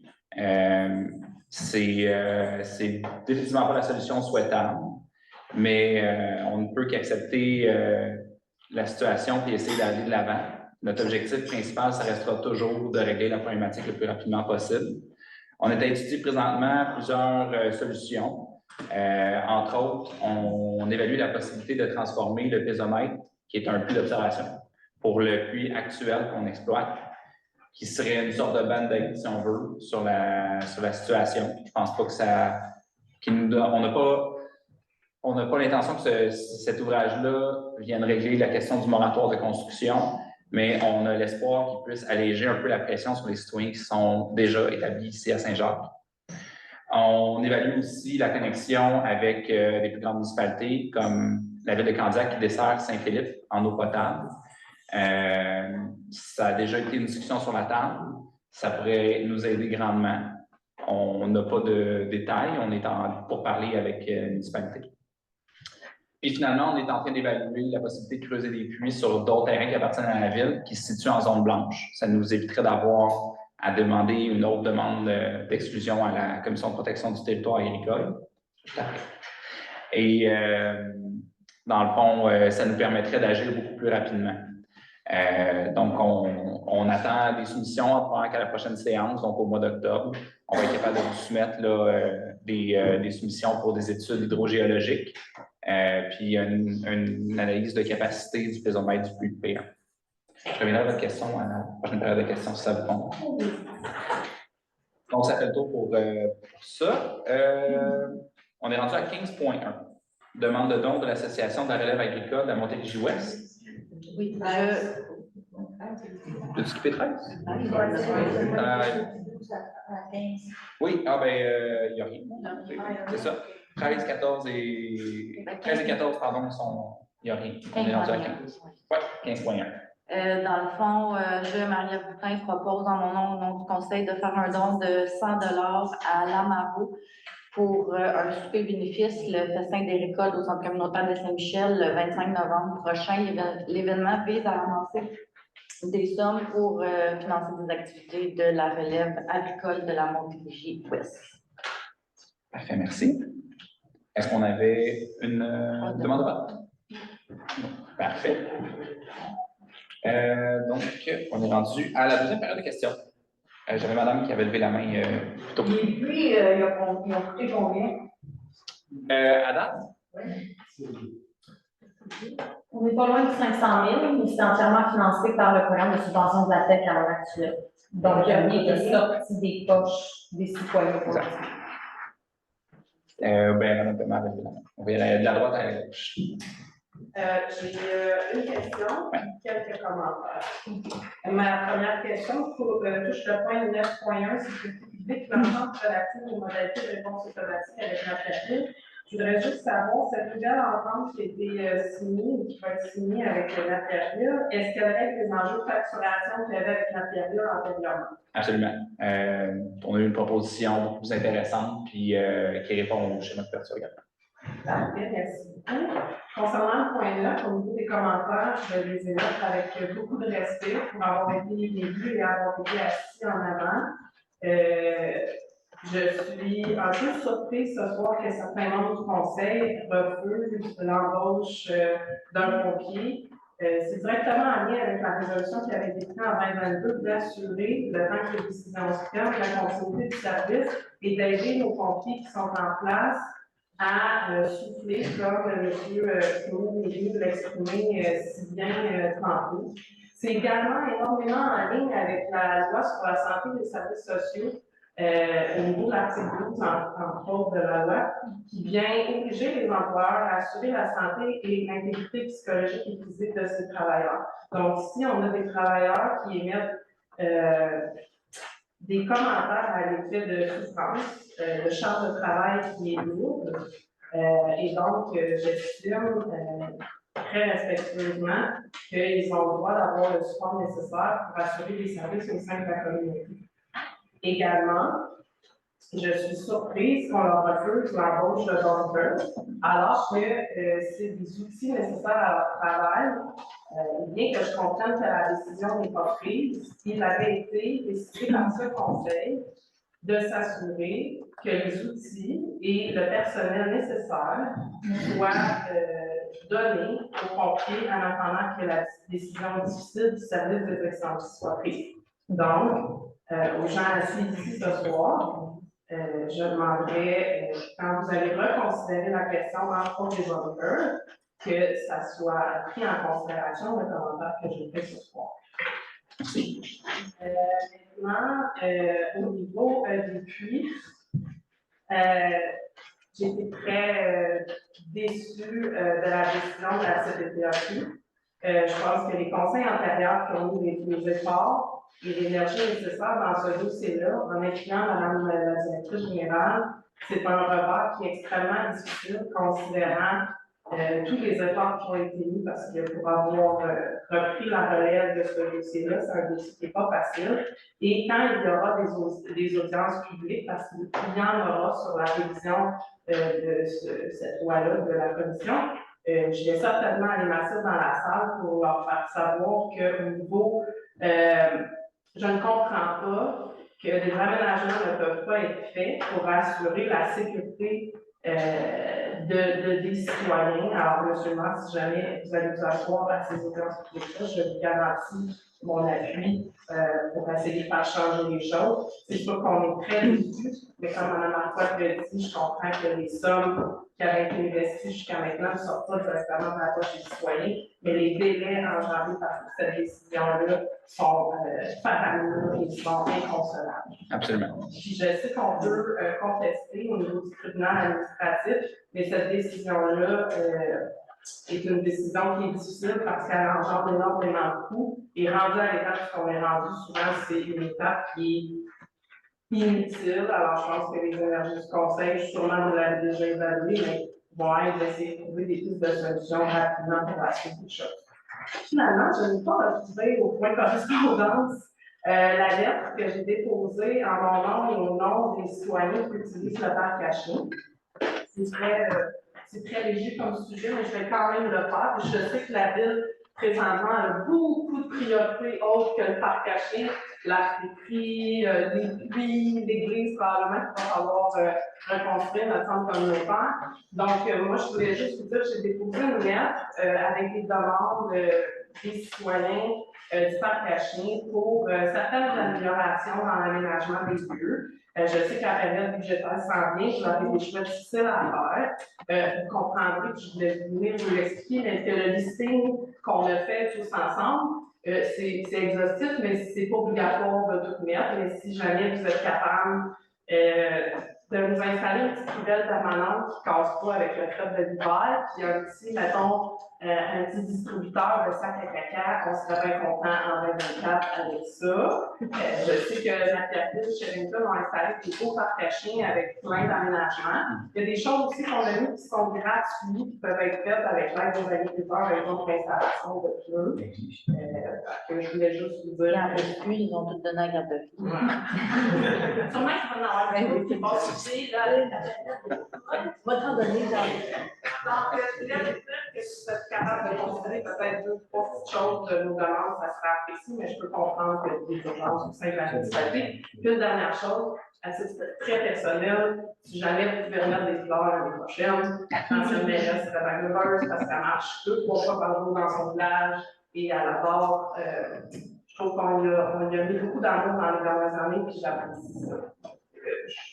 Voici, c'est tout. Sur le dernier point, j'aimerais vous lever tout mon chapeau. Effectivement, j'ai eu beaucoup de bons commentaires des citoyens par rapport aux aménagements paysagers qu'on a fait.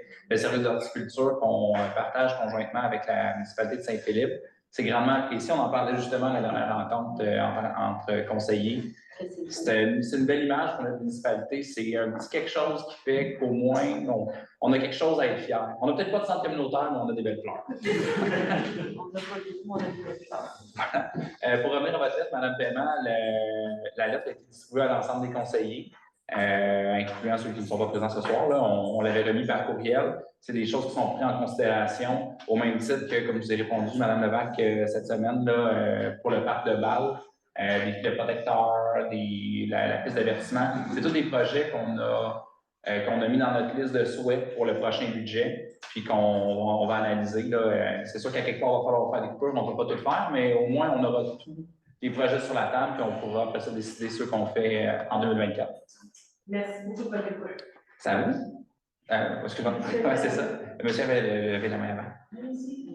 Bonsoir. Moi, c'est mon premier conseil que j'assiste. C'est pour le problème d'eau. On s'est rencontré, M. le maire. Oui. Je ne sais pas si vous vous souvenez, à l'échelle de Bédin. Oui. Je comprends la problématique. Je comprends tout ça. Mais je parle avec certains voisins, je parle avec certains citoyens.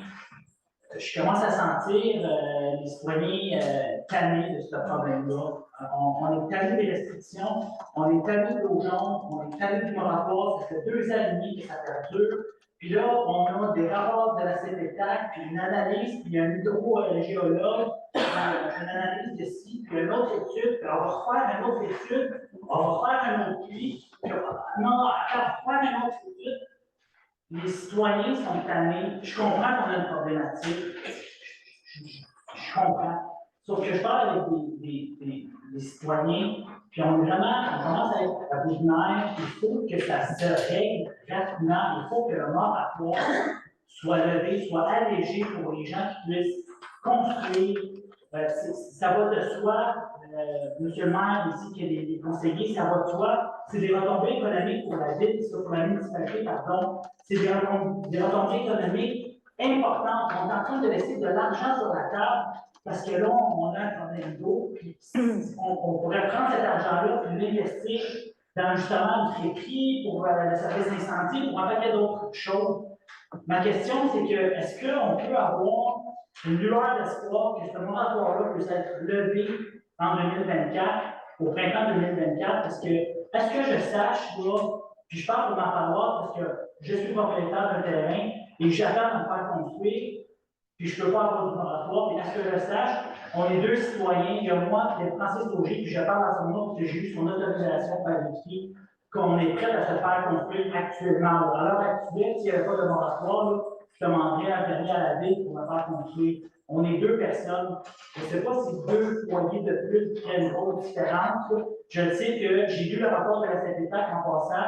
Je l'ai reçu, je l'ai lu. Puis il y a un point qui me bug un petit peu là-dedans, que l'hydrogéologue explique qu'il y a des variations, il y a des forages, mais que ce hydrogéologue, qui est un consultant, il ne s'est pas oublié, il n'a pas pris la responsabilité, parce que quand la commission l'a questionné, il ne s'est pas oublié, et il dit « Ah non, moi je ne comprends pas. Je ne comprends pas comment ça se fait qu'on paye des consultants comme ça, qui ne sont pas capables de prendre des responsabilités. » Je travaille pour une firme d'ingénierie, puis quand on embauche des consultants, on s'assure dans leur mandat qu'ils prennent une responsabilité.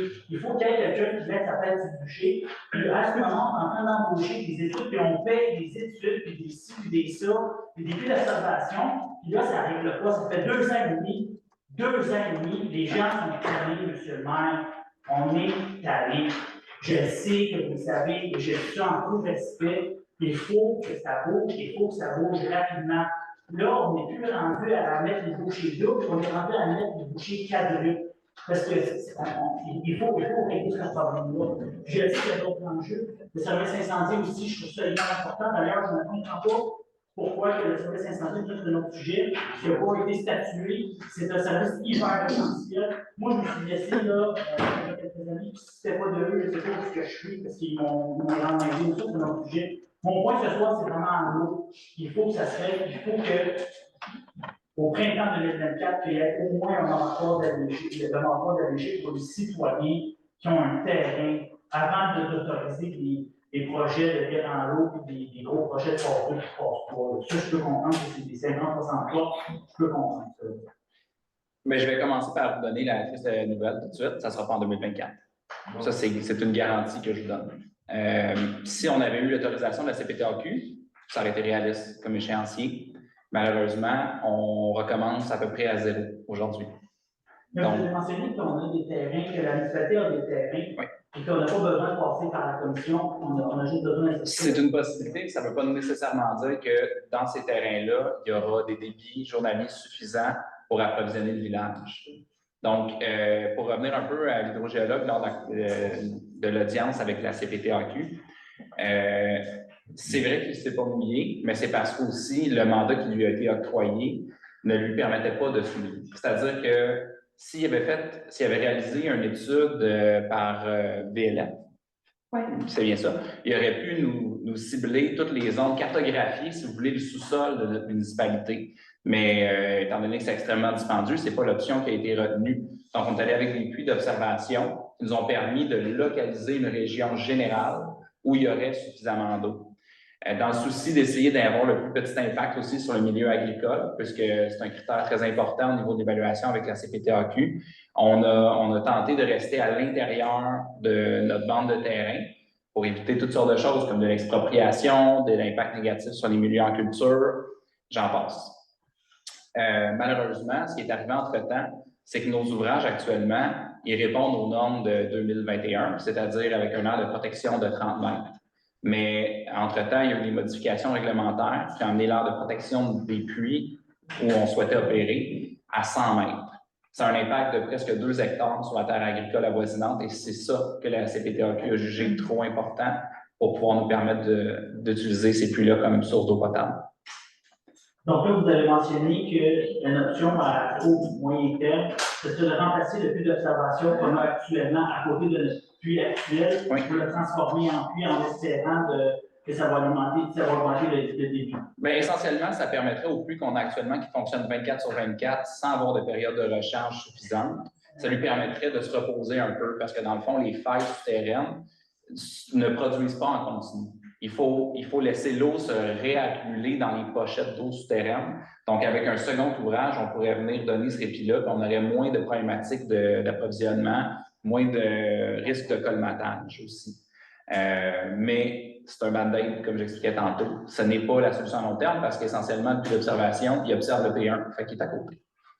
Fait que même si on transforme, le moratoire ne sera pas plus allégé. C'est ce que je comprends. On ne le sait pas encore parce qu'on n'a pas l'étude de débit journalier. Je ne retiendrai pas mon son. Désolé de donner la mauvaise nouvelle, mais c'est la réalité. Vous dites, je comprends 30 mètres et 100 mètres, c'est ça qui nous a mis dans le trouble, le changement de la loi, et qu'il y a 2,5 hectares qu'on se retrouve en façon agricole. Là, je veux dire quelque chose de bien gros, là, on pourrait-tu l'exproprier? Parce qu'il y a des municipalités qui exproprient les citoyens, que ce soit des agriculteurs ou autres, pour leur survie. Est-ce que vous l'avez évalué, l'expropriation? On l'a évalué. Par contre, on n'a pas reçu d'avis favorable que ça réglerait notre problématique. Donc, parce qu'essentiellement, ça resterait une terre agricole.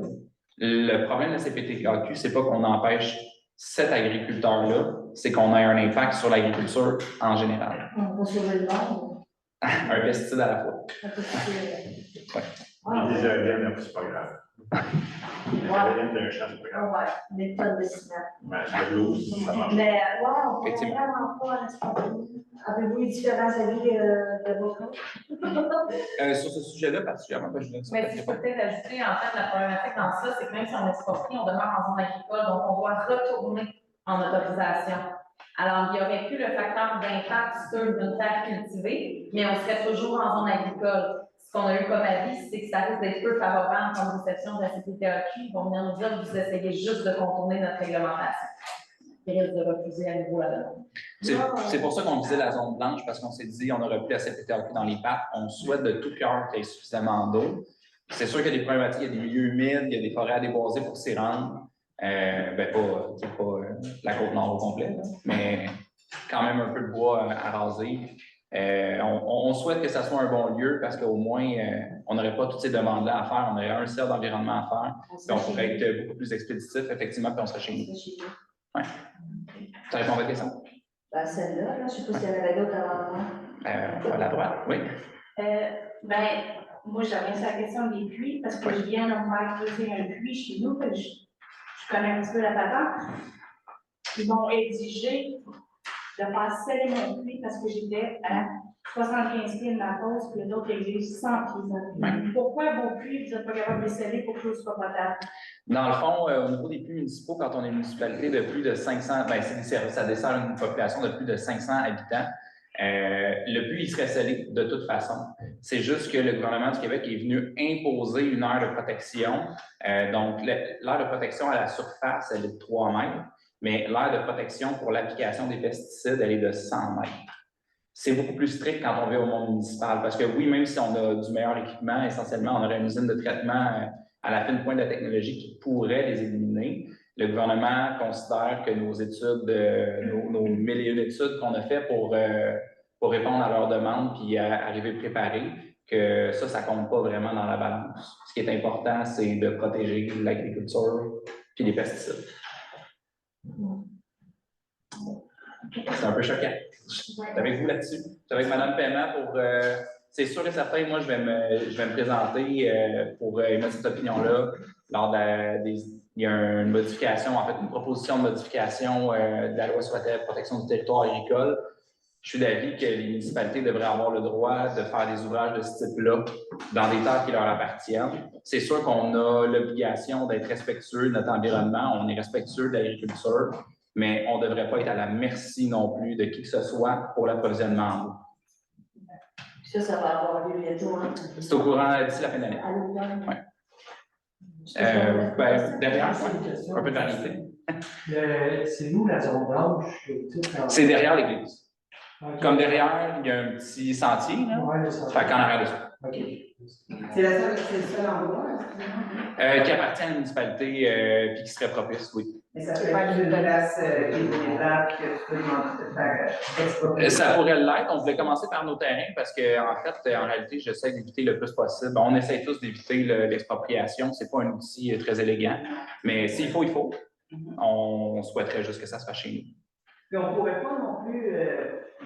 Une suggestion comme ça. Je vous écoute. Quelqu'un qui veut absolument se construire, qui se fasse un puits, il y a des bouts, est-ce qu'il pourrait pas faire? C'est une discussion qu'on a eue aujourd'hui que j'ai eue avec d'autres citoyens. C'est un projet que j'aimerais présenter aux conseillers. On va évaluer l'impact que ça peut avoir. Il y a beaucoup de réglementations par rapport à ça. Essentiellement, quand vous êtes dans une zone desservie, vous devez vous connecter, mais là, on est dans une période de moratoire qui est comme... Il y a comme un peu un catch-22 ici. Là. Il faudrait que le citoyen qui serait en accord avec ça, c'est une décharge de se reconnecter éventuellement. Mais dans le fond, présentement, on a évalué l'aspect juridique avant de faire une proposition au conseiller et d'analyser le dossier, mais ils vont tous entendus. Ça fait un bon préambule. Voilà, quand on aura toute l'information, on va revenir. Oui. Je voudrais revenir sur ce que Karine Paiement a dit tantôt sur le point du refus d'acheter 2 bunkers. Moi aussi, ça ne me rentre pas dans la tête qu'on ne donne pas à nos pompiers, premiers répondants, l'équipement dont ils ont besoin, en tout respect de leur travail et de tout ce qu'ils font pour la communauté. Quand je pense qu'on vient de voter au 9.4 de dépenser 10 000 pour justement un projet de mise aux normes de la caserne, puis que le mois passé, en juillet, on a dépensé un autre 7 000 pour le même sujet, à la complexité, puis que là, on refuse de donner de l'équipement à nos pompiers, moi, ça me rentre pas dans la tête. Et j'espère que les deux conseillers qui ont voté contre réfléchiront grandement à l'impact ça peut avoir sur notre population. Est-ce que je peux Ça, c'est répondre? un commentaire. Pour ma deuxième question, je voudrais savoir le projet à Bodanaco, combien de maisons? Je vous laisse répondre à cette question. Le projet par. À Bodanaco, 70. 75 maisons, c'est ça, il me semble. Mais sachez que ce qu'on a autorisé présentement, ce n'est que l'exutoire pluvial. M. Abandonnato est très au courant qu'il ne peut pas bâtir tant qu'il ne pas que le moratoire. Il a dû présenter un projet de oui, absolument. Ça serait quoi? Ça serait 70, 75 maisons, entre 50 et 75? Dans ces eaux-là, si je me trompe pas. Quand tu seras... c'est ça. Puis ça, dans le fond, c'est un des nombreux projets qui est sur la table, mais pour l'instant, c'est celui qui est le plus avancé. Là. Je sais pas. Voilà. M. Martel, vous voulez vous répondre? Oui, Mme Lautier, je vais vous répondre. Si vous avez bien écouté l'explication de M. Black, c'est qu'on n'a pas statué encore sur les statuts des pompiers. C'est pour ça qu'on a décidé de mettre un hold sur les équipements. Au début de l'année, on avait eu vent par monsieur, pas l'inspecteur, je veux dire le chef pompier, qui avait tous ses équipements pour l'année. Donc, à partir de là, on a décidé d'attendre. C'est comme si vous aviez une vieille auto, puis vous allez mettre 2000 pièces une vieille auto, puis on ne sait pas si on va la garder. C'est pour ça qu'on a. On dépense 17 000 à des oui, parce que, oui, mais c'est non, parce qu'on veut dépenser presque 30 000 pour voir si c'est viable ce projet-là. Oui. Écoutez-moi, Mme Lautier. Madame Lautier, laissez-moi finir. On est prêt à dépenser pour prendre une décision finale. Comme M. le maire a dit, on va la prendre en 2023.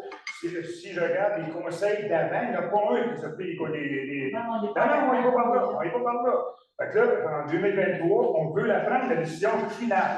Mais admettons que c'est un gros effort pour la municipalité. Mais pourquoi dépenser de l'argent sur des équipements que, de toute façon, ils ne serviront pas parce qu'on probablement aller ailleurs. Comprenez-vous? C'est pour ça qu'on a décidé, en étant un bon gestionnaire, on essaie de faire attention aux sous de la municipalité, parce que vous savez que la municipalité a bien du sous. Une fois que l'étude va être faite, que ça va être viable, ça va être pompier, on dit OK, on y va de l'avant. Là, les équipements vont s'arranger, ça va tout rentrer. Mais je comprends pas que vous sépariez je comprends pas que vous sépariez je vais chercher mon mot. Je comprends pas que vous remettiez ça en doute, le besoin d'équipement sur le feu, là, puis que vous compariez ça si on prend la décision d'ici la fin de l'année. Pour moi, c'est deux dossiers complètement différents. C'est pas compliqué, l'illustration de leur obligation légale. C'est extrêmement surprenant considérant quelqu'un qui est venu s'installer devant nous autres pendant 3 heures de temps à mesurer que ça va être important. Je vais juste vous dire quelque chose. Je vais juste vous dire quelque chose. Une infirmière, vous tentez qu'une infirmière,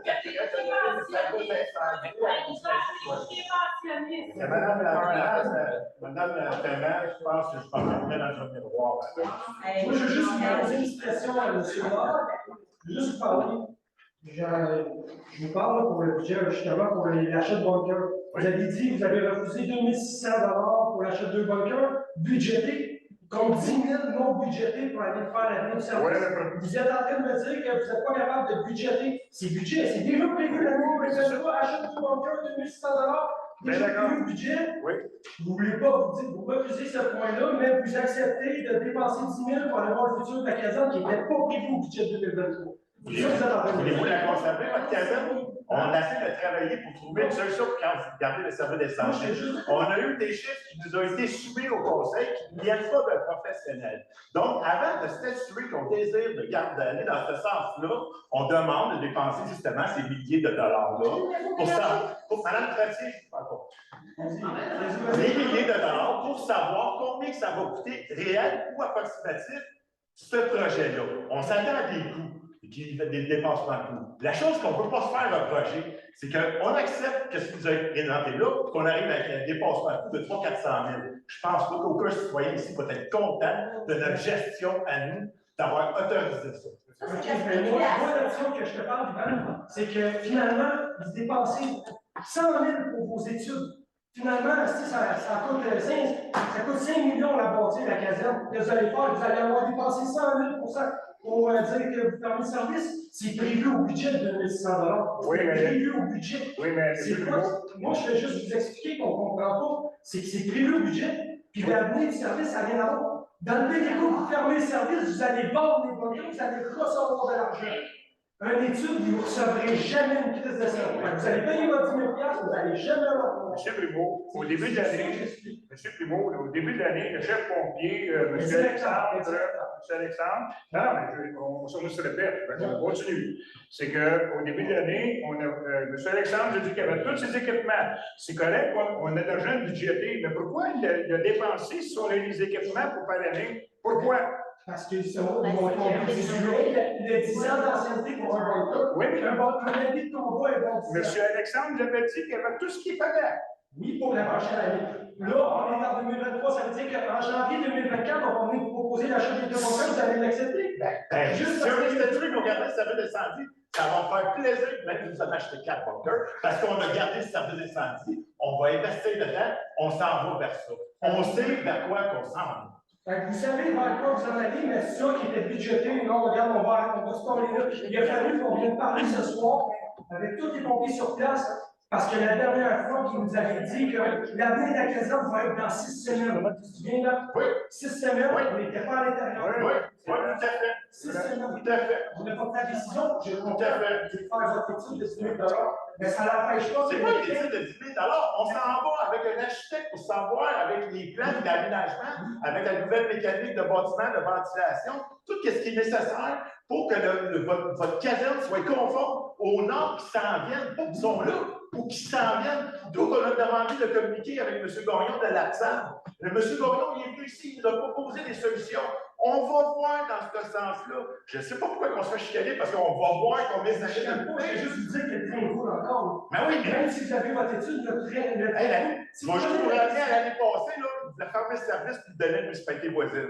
Fait qu'on a fait du chemin, je pense, depuis temps. Tu l'as dit à l'hiver quand tu étais pompier, nous autres, c'était la même affaire. C'était la même affaire. C'était la même affaire. Depuis 2011, c'est la même rengaine qui revient, puis qui ont tapé sur la tête du conseil qui est en place à ce moment-là, qui n'ont pas pris de décision, mais les autres membres, les autres conseillers d'abord non plus, ils n'ont pas pris de décision. Tu n'as pas en tête de prendre votre décision. Je suis même heureux que vous allez prendre votre décision. Au moins, on va avertir. Moi, je me décide de prendre une décision. Monsieur Prévost, moi, c'est juste vous dire, pour l'achat des bunkers, j'ai rien à voir avec la raison de l'achat de bunkers qui était prévu au budget pour refuser ça. C'est ça qu'on comprend pas. Monsieur Prévost, je vais être le premier. Si on décide, on s'en va. Mais écoutez-moi. Politicien, monsieur. Dieu, c'est des paroles de politicien. Non.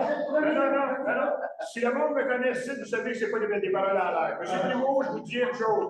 La journée qu'on décidera, quand les pompiers, on les garde, puis on s'organise pour les mettre dans des locaux qui sont conformes et non une chaîne, ça ressemble à une chaîne, excusez l'expression, mais ben, ça ressemble à ça. Si vous le dites, c'est vous. Ça ressemble à ça. Ben, ça ressemble à ça. Vous promenez dans les options? Écoutez-moi. Même qu'on prenne une décision finale, parce qu'on va la prendre en 2023, je pense qu'on fait mieux que les autres conseils. C'est le même que je vais le prendre. Fait qu'on va observer avec une décision finale. Puis après ça, les bunkers, là, si on décide de. Soyez pas inquiets, ils vont enlever les bunkers, ils vont enlever tout ça. Mais pour le moment, on attend, parce qu'on attend. On a eu une évaluation de personnes non professionnelles, un prix, où on a pris ça, on ne sait pas. Ben voyons donc, ça prend des professionnels, ça prend un prix final, c'est là-dessus qu'on statue, pas sur une prévision de Joe Blow qu'on ne sait pas si bien. Mais là, elle s'en vient, on va l'avoir. OK, puis j'ai une autre question aussi, la procédure d'embauche. Là, vous parlez, j'ai parlé en tant que président du syndicat, vous voulez voir les procédures d'embauche pour les métiers de pompier. Est-ce que vous avez fait une procédure d'embauche concernant votre aménagement, votre monsieur des travaux publics, votre code blanc qui vient de venir juste d'engager? Est-ce que vous allez penser à une procédure d'embauche à ce niveau? Toutes les embauches que vous allez faire. Monsieur Primo, la base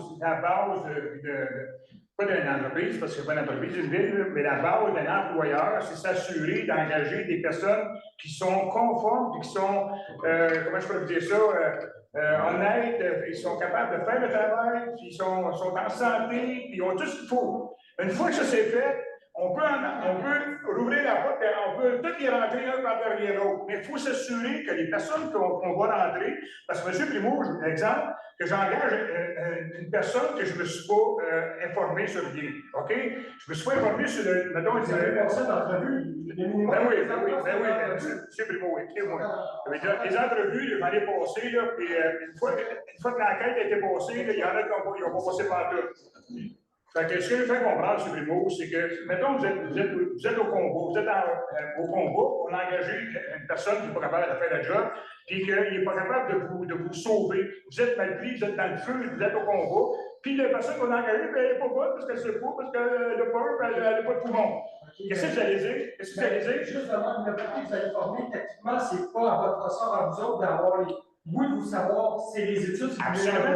Après ça, la formation, est-ce que c'est pas au conseiller municipal de donner, c'est au directeur incendie de donner la formation en conséquence, c'est de faire approuver par la sécurité. Vous avez raison, mais pour ça, il faut donner à M. Alexandre, il faut donner des gens qui sont compétents. Une fois que les gens on s'est assuré qu'on a des gens compétents, qu'on les donne à M. Alexandre, bien, M. Alexandre, il part avec ça, lui, puis il est fort, puis on fait une bonne équipe de pompiers. L'affaire, c'est qu'actuellement, il vous l'a recommandé, puis vous l'avez repoussé de l'eau. Comment ça a été recommandé?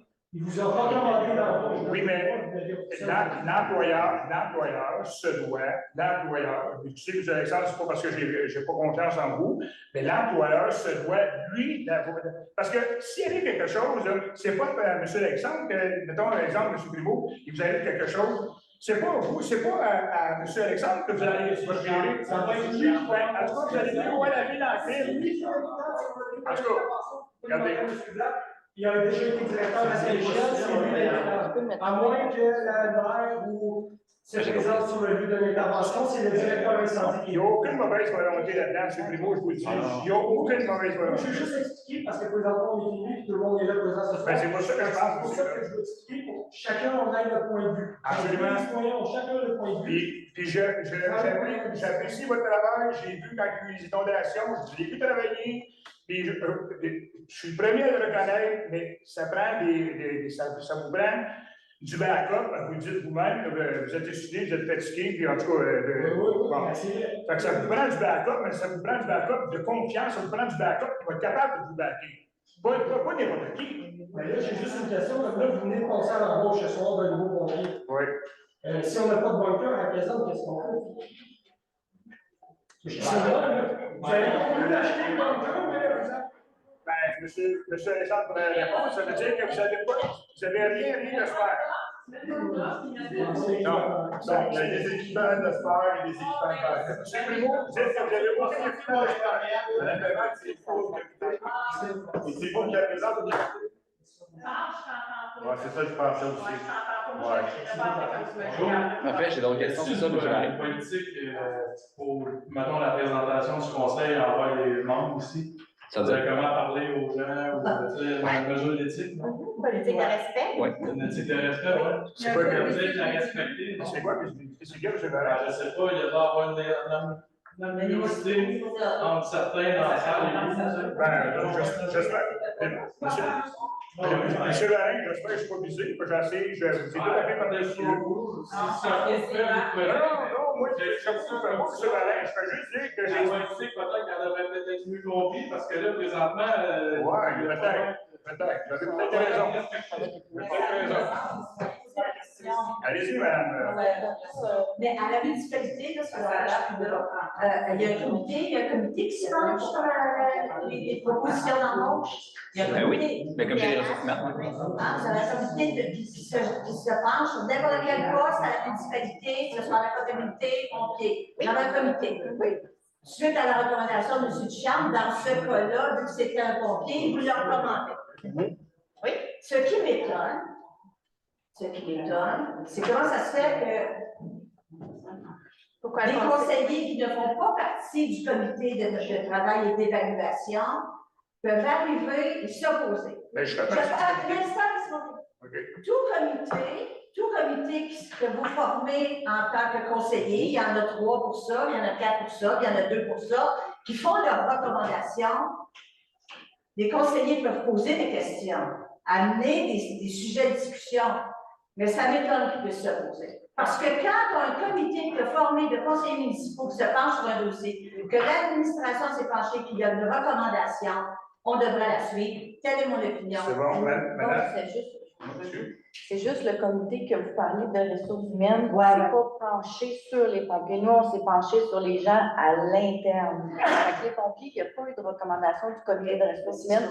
La seule recommandation qu'on a eue, c'est celle du directeur incendie, avec ses connaissances à lui, son bagage, ses compétences.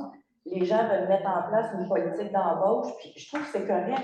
Mais il va en avoir une, pas juste pour les pompiers, pour tout le monde. Parce qu'est-ce que M. Martel essaie d'expliquer, c'est qu'on ne peut pas engager n'importe qui. Puis je fais partie du comité en passant, Mme Pelletier. Fait que je sais de quoi je parle. Mais ce que je ne suis pas capable de comprendre, c'est on oublie les questions pompiers, on oublie ça. On va engager, mettons, une personne pour les finances, mettons. On engage pour les finances, mais on ne s'assure pas qu'elle est crédible et elle est honnête. On ne sait pas. Puis un an après, on s'aperçoit qu'elle devient 1 million. On ne sait pas pourquoi.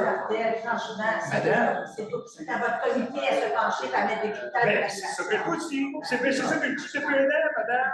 Ça fait depuis un an, j'en parle. Je le dis. Je le redis, je ne suis pas capable de rien Comme faire. cette année, là, on a rajouté des tests. Des tests pour les employés municipaux. Ils ont eu des tests écrits, ils ont eu une entrevue, ils ont eu un appel téléphonique. C'était des choses qu'on n'avait pas avant que la direction, puis nous, on a mis en place. Fait que là, le CRP des pompiers ont des critères pour la liste d'embauche, les étapes qu'on veut, versus qu'est-ce que le conseil veut. Fait que là, on va pouvoir juste tout mettre ça ensemble et s'assurer que ça arrive. Parce que là, ça devient compliqué là, à science. Est-ce qu'il y avait d'autres questions dans la salle ou est-ce que ça répondait aux questions de tous? Parfait, merci. Donc, je vais mettre fin à la séance. J'aurais besoin d'un proposeur. Je propose. Parfait, merci.